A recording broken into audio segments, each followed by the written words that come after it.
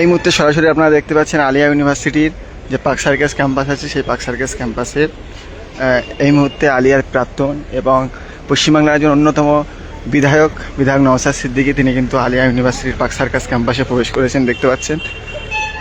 তো এখানে আজকে যে স্টুডেন্ট কনভেনশন বলে একটা প্রোগ্রাম আছে, সে প্রোগ্রামে অ্যাটেন্ড করার জন্য আলিয়ার অন্যতম একজন প্রাক্তনী ছাত্র বিধায়ক নওশাদ সিদ্দিকী, ভাঙড়ের বিধায়ক, তিনি আলিয়া বিশ্ববিদ্যালয়ে প্রবেশ করেছেন। এই মুহূর্তে ঢুকেছেন তার গাড়ি এবং তাকে দেখে ছাত্ররা কিন্তু অভ্যর্থনা জানানোর জন্য দাঁড়িয়ে আছে, দেখতে পাচ্ছেন সরাসরি।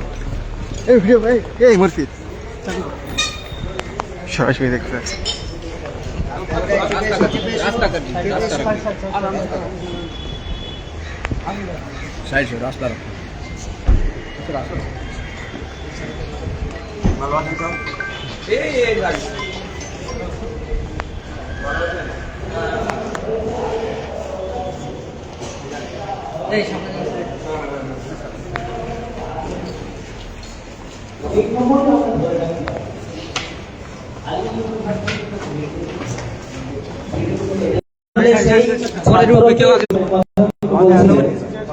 আমাদের পার্ক সার্কাস ক্যাম্পাসের সামনে যে ময়দানটা, ইউনিভার্সিটিতে 95% স্টুডেন্ট ওর ফ্যামিলি থেকে বিলং করে।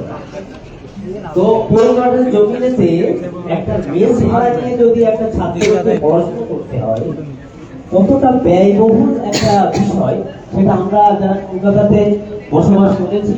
এবং ছাত্ররা কিন্তু তাদের সঙ্গে সেলফি তোলার জন্য আসছেন ঘরে ঘরে। এই পরিবেশে আলিয়া ইউনিভার্সিটির অথরিটি এমএনডি দপ্তর ঐক্যবদ্ধভাবে ভাইস চ্যান্সেলর এসে বলতে এমএনডি দপ্তরকে দেখতে পাচ্ছি। আমরা ভাবছি যে কোটি কোটি টাকা আলিয়া ইউনিভার্সিটির বাজেট পাস হচ্ছে, এই বাজেটটা যাচ্ছে কোথায়? আলিয়া ইউনিভার্সিটি গেটটা ছেড়ে দাও, গেটটা ছেড়ে দাও, ভাইজান ছেড়ে সবার সাথে কথা বলবে, গেটটা ছেড়ে দাও। গেটটা তো গেটটা ছাড়ো, গেটটা ছাড়ো, ভাই ভিতরে গেটে এটা দাও, আমাদের এই গেটে যাওয়া